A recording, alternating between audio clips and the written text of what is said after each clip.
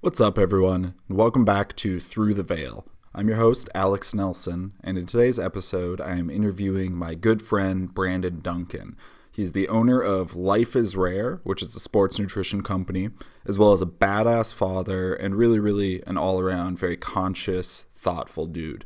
I hope you enjoy this episode. We really go deep into some of his struggles with addiction to pain pills when he was younger, as well as how he has now crafted a very conscious and loving co-parenting relationship, parenting his young daughter. So I think you'll enjoy this one. I really liked having this conversation. If you do enjoy it, please consider dropping a 5-star rating on iTunes, leaving a comment. It's the best way for me to grow the podcast.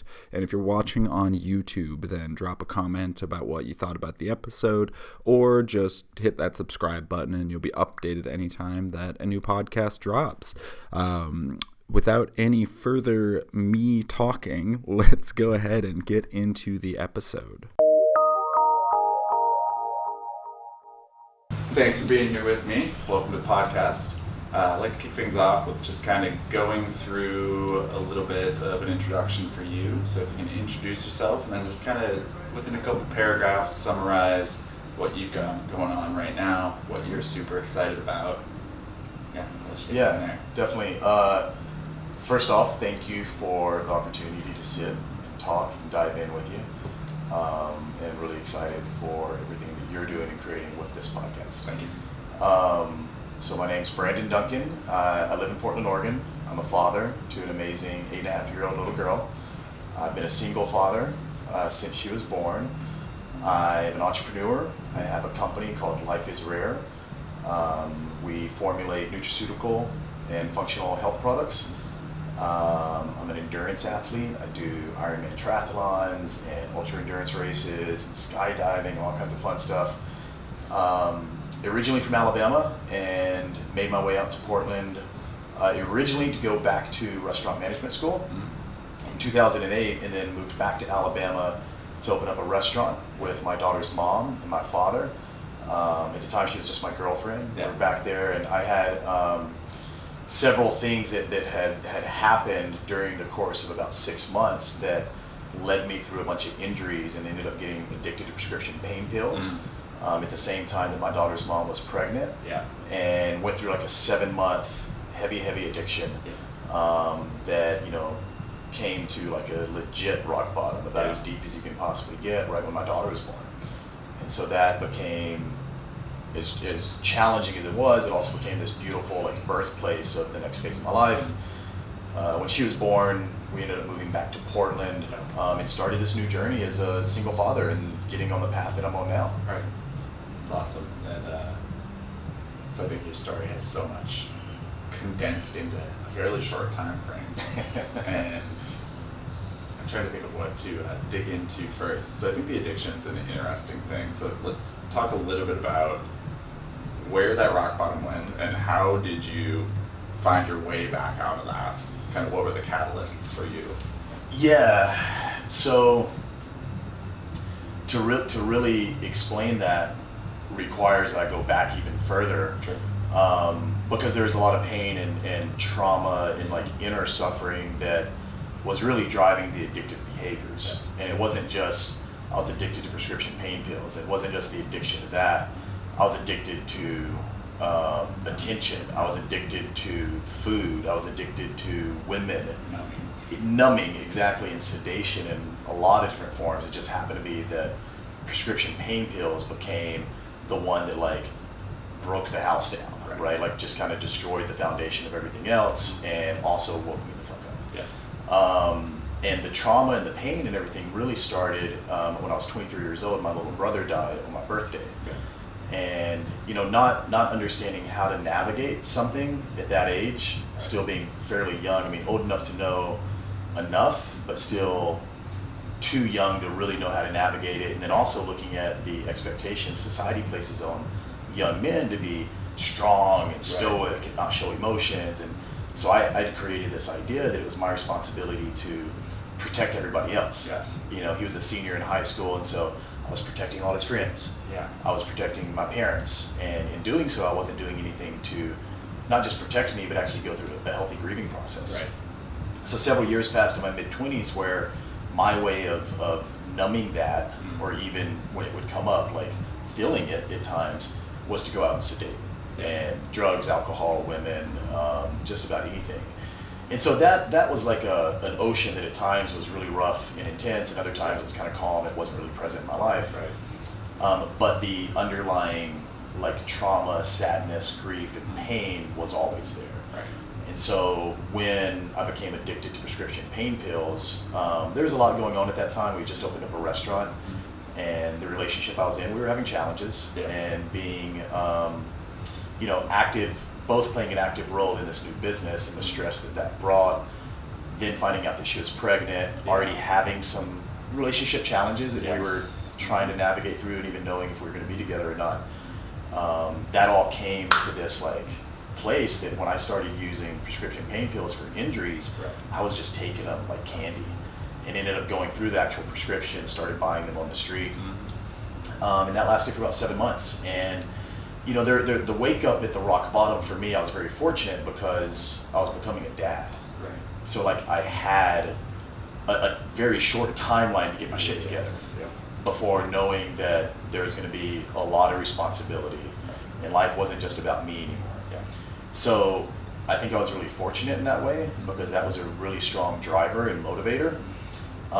With that though, I still did a terrible job of like seeking help, and letting anyone know that I was hurting, that this was going on. So it still took a while. I went to rehab, and actually the first rehab was 7 days. I relapsed like 2 weeks after, right before my daughter was born. And then went about 2 weeks after she was born, a couple weeks after she was born, went back to a second rehab. And this one was less about detoxing from drugs and more about doing the inner work to like get to the root of what was going on. And it was an AA-based program, which for me, it was a great place to start. It wasn't ultimately what really, like, I look at now, I've cured my addictions in the way that they showed up then. And that's more of a managed. There's other potential addictions we could explore that aren't necessarily damaging in the way drugs are.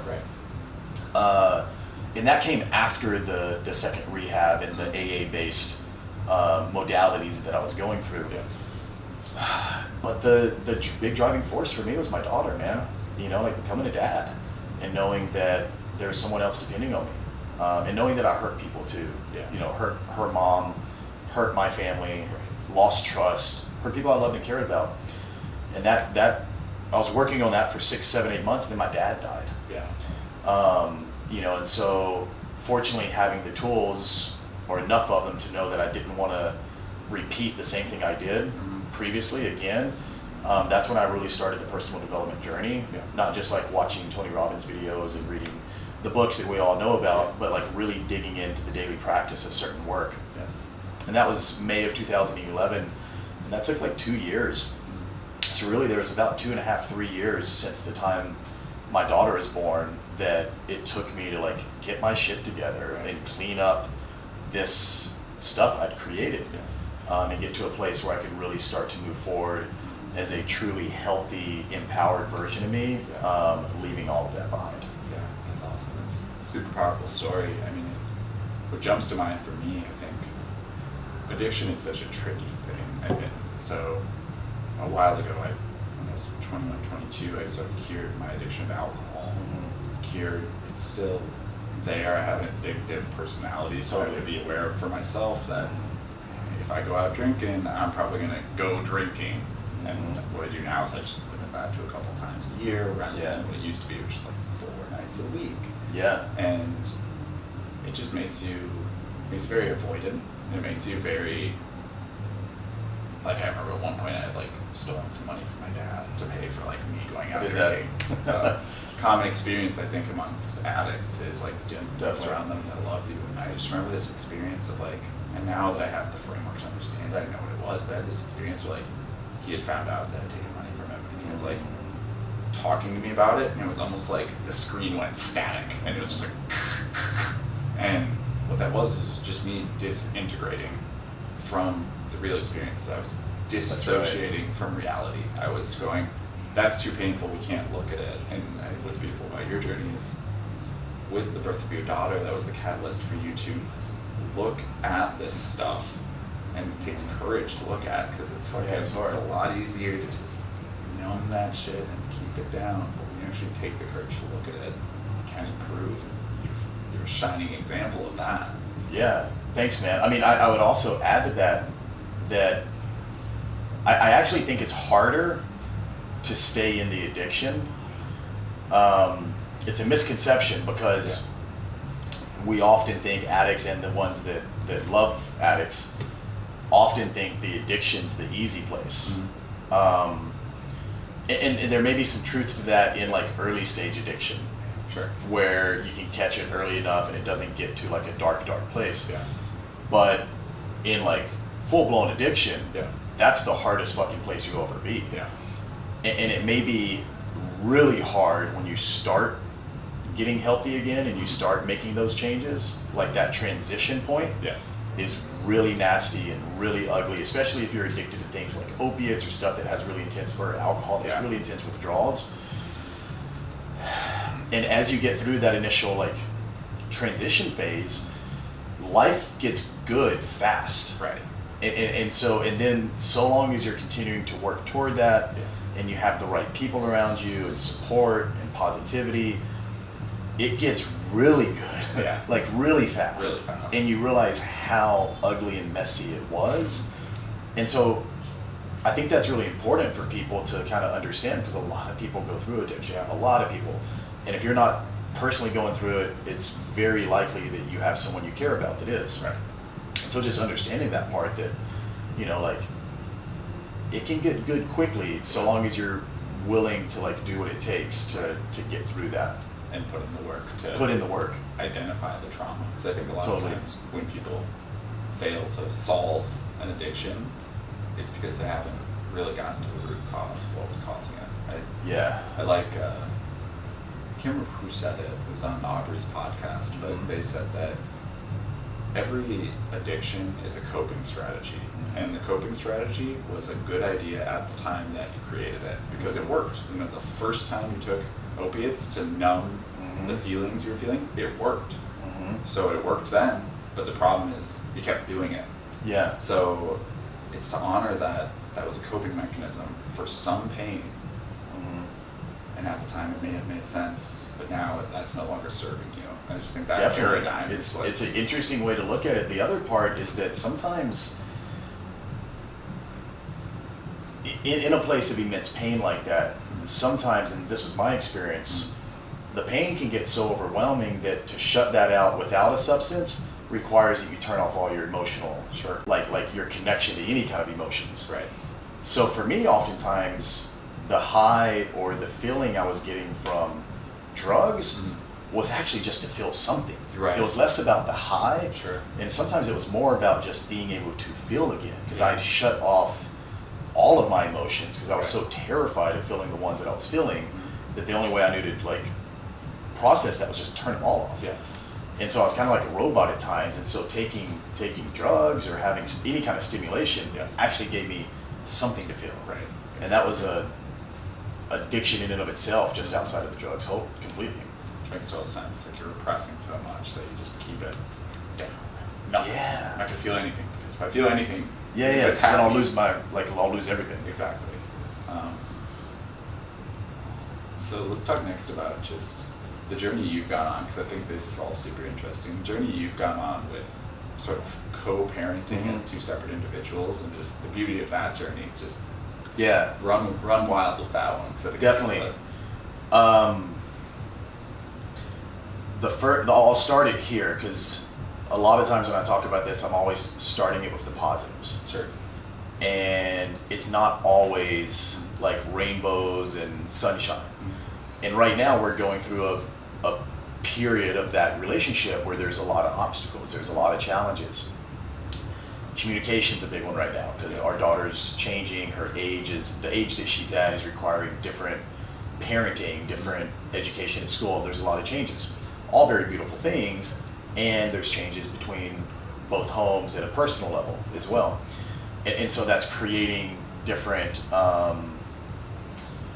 different issues and different challenges that we're navigating through. And so first and foremost, it's not always like this picture perfect thing. Yeah. And we're human and we have things that we have to work through, and we're doing that right now. And I'm very grateful for that, because it's always on the other side of that when things get even better than they were before that new phase started. With that, for the last 8.5 years, we've been completely dedicated and committed to showing up as the best versions of ourselves, mutually, both of us, determined to approach our parenting with love, with patience, with support and appreciation. And it's been a hard at times and very challenging journey, and one of the most rewarding experiences outside of actually being a father. Yeah. The love that I have for my daughter's mom continues to grow stronger and stronger every day. She's one of the greatest women that I know, an incredible mother, and it's a complete honor to have this partner to be able to go through this journey with. And she recently had a new baby, and her new partner is an incredible man, someone I actually had a friendship with before they ever met. Yeah. And we all do things and have done things as family, and do dinners together. And her new baby, I was at the hospital the night the baby was born. Yeah. And it was one of the third or fourth people to be in the room holding the baby. Yeah. And just things that, when you take a step back and you look at it all, it makes the hard times, it makes the challenging times where you're really fucking frustrated. And sometimes you just want to say, fuck it, I'm throwing the towel in, we're going to be like everyone else, and, we'll say hi at drop-offs, and but we're never going to be that. And, when we see these beautiful moments, it reminds us of what we're really working toward and why. And I hope to be a beacon for other single parents, because it's challenging and it's not the normal experience to have the type of relationship that we have. There's a lot of it being created in the world, and there are other people that are definitely practicing it. Yeah. And it's hard, and I hope that our journey and our path can inspire other people to start working toward that. And that's one of my big missions in life with a lot of the work that I do outside of my main company with coaching and some other things, is sharing these practices and sharing these concepts with people so that they can get some of that juice to apply in their own life. Yeah, absolutely. In that same way. That's awesome. And so let's go nuts and bolts tactics for a second. So what do you think, I'm not going to put an arbitrary number to it, what are the top couple things you would say that make that relationship so effective, that just make it work? There's likely the top, and this may change at times, I don't know if this is always the top. I would say the first thing is patience, above anything else. Second, compassion. And the compassion is kind of multifaceted. It's compassion for putting yourself in other parents' position, and understanding that their views and their needs are going to be very different at times from mine. And so having compassion to that. Also having compassion to the situation that we're co-creating this life. And so compassion around that, compassion for her new partner, that the growth that they're having as a couple impacts the way that they're choosing to parent. Yes. That is impacting the way my daughter and I are experiencing our relationship at times, because she carries that energy with her. And so just having deep compassion. Very open, very honest communication. Very clear and very direct is key. A lot of parents, they get too wound up and tied up in the personal shit. And it doesn't matter. And that's one of the challenges that we actually experienced, because we became so close as friends and so connected, spending holidays as big families together with our extended family, and stuff that's beautiful. And we talked about personal stuff together when, over the last few years, when one of us was dating someone new and what that experience was like. We were sharing things that friends talk about that were at times a little too far outside of the parenting dynamic itself, and that can become a challenging place to be, because then you get too connected. And there's too much emotional connection in it. So I'm not saying for people to not be friends in that way, but just be very careful there, because ultimately the key is clear and concise communication about parenting. And about what your needs are around that, and the child's needs. And especially for people that are coming from a really toxic, unhealthy place, which is a lot of recently divorced or separated parents. those early stages, just focus on clear communication about the child. Yeah, that makes total And sense. ultimately remembering this concept that I don't remember who originally said it, but it's never love your child or never hate your ex more than you love your child. And two parts of that really stand out to me. Yeah. One is just the concept of that is a lot of people create this story of like, I'm going to hate this person because the relationship didn't work out, and I'm going to put that hate projected on you around the parenting dynamic of our kid. Doesn't make sense at all. Yeah. Like it doesn't make any sense at all. And all someone is really doing when they're projecting that is digging a deeper hole of like negativity, hate, and negative energy. Yeah, good luck not taking that out on the kid Yeah, at that's all. fostering more of that between that relationship Right. and hurting the child because the child's experiencing that. Yeah. The second part of that is the word ex, which I've talked a lot about. I don't view my daughter's mom as my ex. She, if we were going to be like technical about it, I would say a former partner, Sure. you know, or a former lover. But I view her as my co-parenting partner Right. presently, Yes. now. Yeah. And language is powerful, Yeah. like as we know, you know, and the language and labels that we apply to things create meaning. Right. Or meaning-making machines, as we've talked a lot about here during this time, is we apply meaning to things. And so even something as simple as changing the language that we use to describe Right. the person or the experience can have a massive positive reach and impact moving forward. Perhaps the final thing, I mean, we could get into so much other stuff, but maybe the final thing for this would be remember to focus on the things that allow you to be the happiest in your life instead of worrying about the things you want the other person to be doing in theirs or that you wish that they were doing. When you find yourself judging or viewing them and trying to change them, just look in that mirror, turn it back around, and ask yourself, what can I do in this moment to show up as my highest self? Right. And like tune into that. And once you tune into that, what you thought you wanted to do will dissolve really quickly, and you'll remember to operate from the heart, from a place of love and compassion and kindness and respect. When you're operating at your best self, it's funny how little, you know, I'd like everyone who's listening right now to kind of imagine the best day they ever had and think of that best day.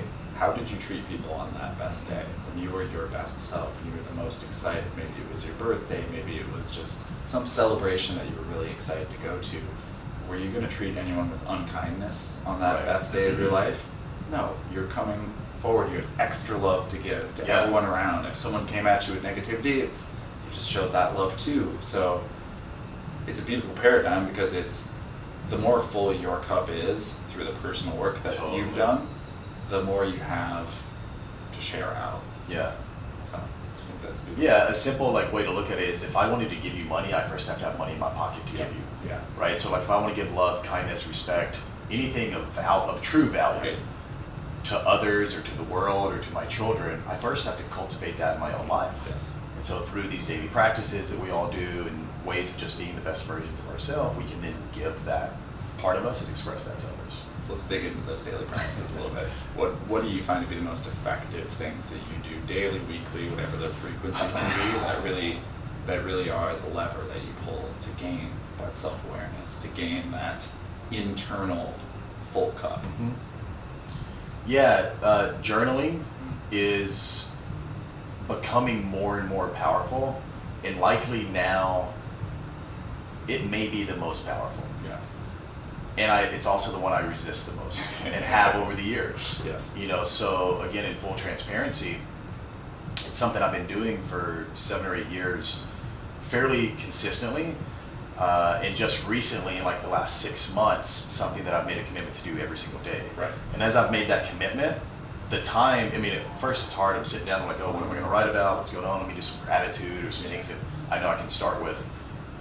And as I consistently practice that, it's like that stream of consciousness starts just flowing. Exactly. And things are coming out, and I'm like, oh my God, yes, this, that. I'm getting clarity, I'm getting connection. I'm able to step out of reactivity through journaling because I'm able to process my thoughts and my emotions. And we know that emotions are just energy in motion. And if you and I are in an argument or debating about something and we're carrying all that emotion and stuff, and I'm in reactivity, and I'm like, well, no, Alex, you're wrong because it's this way, and I think this, and it's like that. And I'm reacting well, I'm not having compassion, I'm not having kindness, I'm not having respect, I'm just reacting and ultimately probably trying to be right in that exchange. Not trying to come to truth, just trying to be right. And as Einstein said, we can't solve a problem from the same level of consciousness at which the problem was created. And I interpret that as well as like the same space, the same environment. So if we got in that argument here, we're not going to solve it being here. Right. But if I walk down to my room and I grab my journal, I take a deep breath and change that environment, I sit down and I start writing and I ask myself, how do I really feel? Yes. What is it that I would really like to convey or for you to experience from what I'm trying to say? Right. I can start to get clear. Yeah.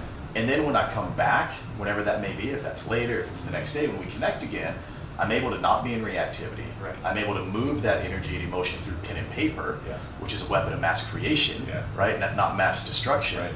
And I'm able to then come back and be operating from my center, from my heart. And this is just an example in like relationship. Right. In just an individual experience, I'm able to connect to my soul. I'm able to get clear about my thoughts, the things each day that I actually intend to do that are going to take me the direction I want to go. Yes. It's a powerful practice. I think so too. Just to touch on that real quick, I think the beautiful thing about journaling, so I think there's my theory, I think there's some science to back this up. There's 2 ways that people actually come to solid bedrock conclusions. One of those is through conversation. So you and me can talk, and you actually have to process your thoughts out loud. You start to realize, like, that's fucking stupid. I don't actually believe that. But when it's just bouncing around in your head, it seems right. Because it's just going around a million miles an hour. Journaling is the other piece of that. So when you actually have to slow down and write it out, it's not just bouncing around in your head. It's a sort of weird combination of emotion plus talk, inner talk. It becomes real on paper. And you can look at it and go, that statement's fucking stupid. Yeah. That doesn't make sense. I don't actually believe that person was wrong. I just really wanted to be right. Yeah. So that journaling is it's powerful, and we know science has proven this. I mean, a lot of things, and then people that are way smarter than us talk about this in a lot of books that are just brilliant on this subject. That everything in creation, it follows a certain pattern. This is a universal law. We understand this. Thoughts into words into deeds. And there's more to it than that, but that's kind of like if we were to break it down in the most short, simple packaging of like, oh, this is the tactical way to create something in my life. First, it's a thought that comes from different things, and then I'm going to speak it, and then I'm going to do it, right? And so the speaking portion can be writing, can be getting clear in that journal, and then the final part of that is taking the action, doing the deed. And so journaling is a absolute must practice for sure. Meditation. It's been the big thing for a bit now. Like, it's becoming more mainstream, less woo-woo-y, less like some Eastern philosophical practice that monks do on the side of a mountain. And it's powerful and it works. I try to do 15 to 20 minutes a day at one sitting. I don't every day. Sometimes, at a minimum, I'm sitting for 3 to 5 minutes and just cutting everything out for a moment. But like I said, I try to do 15 to 20 minutes a day. Very powerful practice. Little things for me that have been huge drivers is every morning when I wake up, I smile. And when I get out of bed, I actually don't get up like hunched over. I get up and I open my body because I want to open and receive the light and the energy, and also open my body and my muscles to be of power for the day. And I feel like that really activates my central nervous system. I hydrate with really clean water before I put anything in my body. I move for about 5 to 10 minutes. This could be stretching. This could be going on a walk with my dog. Light's a great thing. Aubrey talks about it in his book, Hydrate, Move, and Light, because it's going to turn on the circadian rhythm and get us going for the day.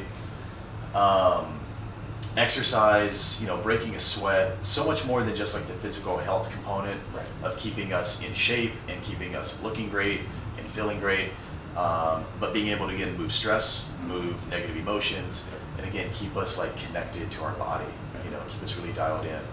I actually send out a couple messages every day of appreciation to people that I care about, and express my love, my honor, my appreciation to these people in some form or capacity. And that's been a beautiful practice for me. And then just asking myself daily, like, who would I be if I was operating as my best self right now? What would I be doing? And then pause to think about those things.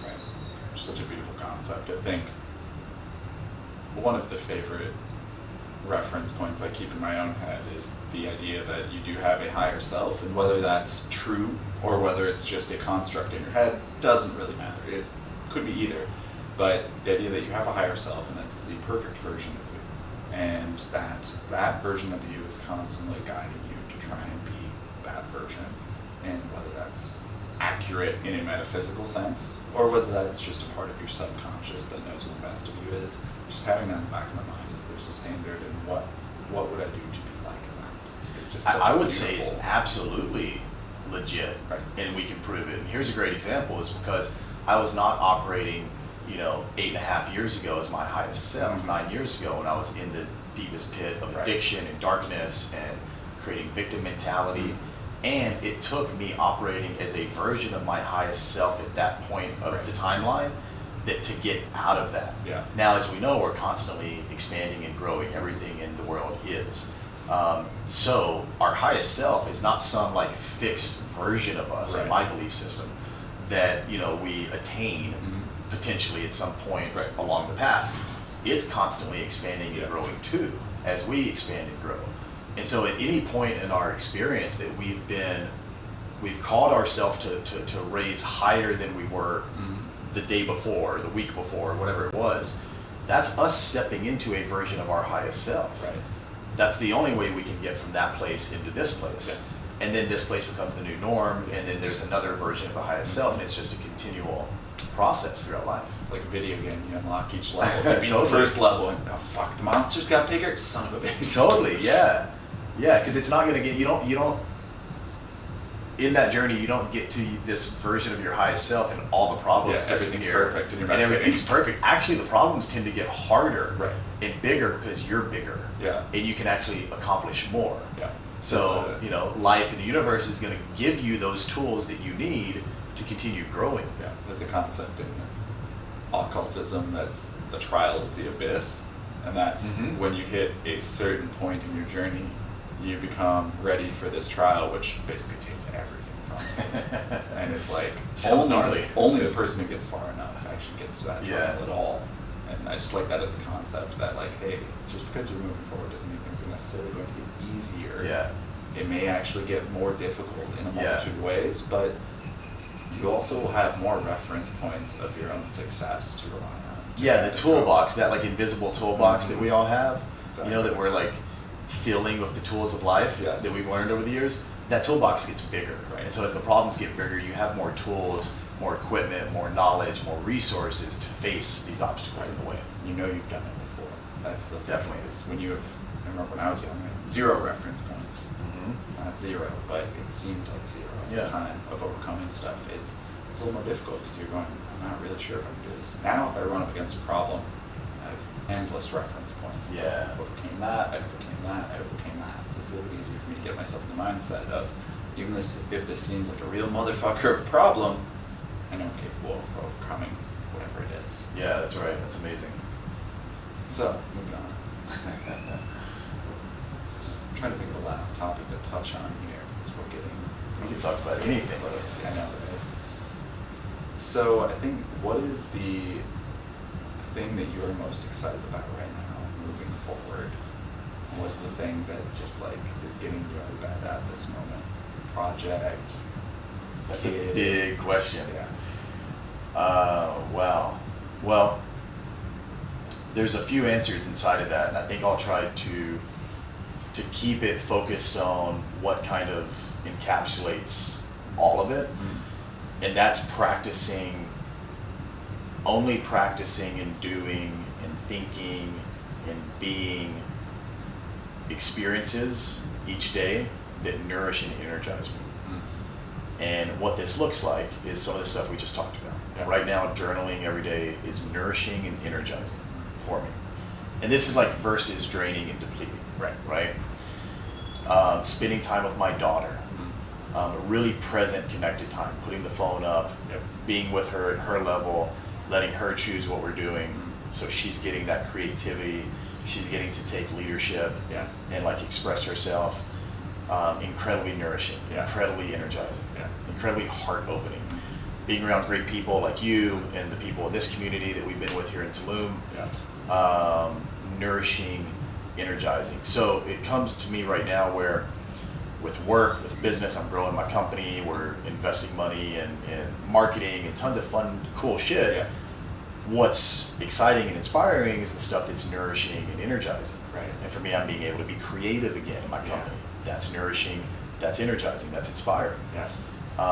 So I would just say really anything in my life right now that I'm doing because it's nourishing and energizing. Right. With parenting, with business, with social relationships in my tribe, with my physical body and the challenges I'm committed to doing with fitness and different big events and stuff. It's all stuff that really nourishes me, really energizes me, and inspires me to be a better version of myself, because I'm seeing not just those versions of my higher self within me when I'm connecting to source and when I'm connecting to my inner soul and who I really am. Yeah. I'm also seeing it in the reflection of the people that I've called into my life. Right. People like you, people like Aubrey and Kyle and the coaches in this fellowship, and other people that I really value their presence, because I'm seeing them do the work as well. Right. And so it's giving me the example through leadership of what's possible. Yeah. And that's really fucking inspiring. Hell yeah. And also nourishing and energizing. Exactly. I think it's such a beautiful concept, because the idea that when you pursue the things that are nourishing for you, you're gonna have more left over for maybe the daily tasks that are a little more routine. But if you're focusing on what's nourishing, it's a positive feedback loop. Totally. Going into it, you get more out of it, so then you have more to give, so then you go into the next thing with more to give, and then you get more out of it, and then you have more to give. And it takes you further, because you're looking at the things that are actually lighting you up. And it takes a certain amount of self-awareness for you to actually look and go, Definitely. how did I feel after that moment? Yeah. I felt amazing. I had all this energy. But why did I have that energy? What part of it was it? It was the part where I talked to the person and we were both very open and honest. And Yeah. oh, okay, well that's what was really giving me from that interaction. It wasn't just that I was talking to someone, it's that I was talking to someone who I could be truly myself Definitely. with. Yeah. So, Yeah, and you can ask yourself too, like for the people listening, wondering like, oh, how do I do that? How do I find what those things are in my life? Yeah. Ask yourself. Right. And as you start practicing this, you get proactive with it, and you actually ask before choosing to do something. And that could look like, friends invite you out on a Friday night to go have dinner and have some drinks and whatever, just a great time. Yeah. And you may pause before saying yes and think, okay, that sounds like fun. Probably have a good time, and I enjoy that stuff. And is this going to nourish me and energize me, or am I going to feel drained and depleted afterwards in the next day? So you can get ahead of the actual thing happening by asking this proactively. Once you start like programming the mind, to be aware and in tune to this sort of thing. And that comes from like what you just described, after making choices and decisions, reflecting back through journaling and some of these exercises at the end of every day. You can do that. You can ask yourself, okay, like out of today's day and the things that I chose and the things that I made decisions on, was there anything that was really nourishing and really energizing, really stood out? Okay, cool. Let me learn from that. What did I do? How did I, what was that experience? What was draining and depleting? Right. Oh, cool. Let me make that list. Yeah. Don't judge it. Don't Things beat it to up. avoid. Yeah. Don't shame it. Don't like make yourself wrong or bad for it. Just acknowledge it, and then ask yourself, okay, like, do I want to do these things moving forward? You don't have to make like a complete cold turkey kind of like, oh, I'm never going to do these things again and only do these things. But you may remove one or two things that you may repeat consistently in your life, and then you start creating more nourishment, more energy, more inspiration, and then eventually you've got the tools. You can bring it all together. Awesome. Cool. Well, wrapping up here, last two things. So, number one, where can people find you? What's the best place to see what you're putting out, get your content, get in contact with you? Yeah, definitely. Facebook and Instagram are always great. I'm fairly active on both. So Facebook is Brandon James Duncan. Instagram is it's Brandon J. Duncan. And then my website is lifeisrare.com. You can shoot me an email through the website or a message on social media. I love connecting with people, and especially people who have tried the product. And maybe we can do a discount code. Sure. Can we do that? Yeah, let's do. We'll say we'll just do like Alex15. I don't think anyone has Alex15 yet, Yeah, so we'll create sounds that good. one. Right on. For anyone that's listening that wants to get a little gift on the website, Perfect. lifeisrare.com, and then that's something you can obviously always share if you wanted to as Awesome. well. And yeah, thanks for the opportunity to jam and Yeah. connect and share. So last thing I like to do, I'm working on my gratitude practice. Beautiful. And my appreciation. So I just want to say that I appreciate you being on my podcast. Yeah, I man. appreciate you for I think the thing I appreciate you the most for is your courageousness and your honesty. That you show up and you do the work and you look in the face Hell of yeah. things that you don't necessarily want to look at, and from the dark place that you were, how your life has progressed. And it's just such a inspiring thing for me, and inspiring for everyone else, just how far you've come, because it shines this light. It's like this beam of sun coming down where it's like, okay, even though I'm in the dark right now, I can now, the path up is illuminated. So Thanks, man. I appreciate Yeah, I you for appreciate that. that. And thank you for coming on. Yeah, definitely, brother. Thank you. Yeah. Well, that's it. I hope you enjoyed that episode. Brandon is one of my favorite people on the planet, and I know that he has had an impact on my life already, just getting to know him for a little while. I think that episode really, really helped to shine a light on how a lot of people can start to transform their own lives, even when things seem at their most bleak and most terrible. If you did enjoy the episode, please share it out with a friend. If you don't already follow me on Instagram, you can find me at Alexander Diesel.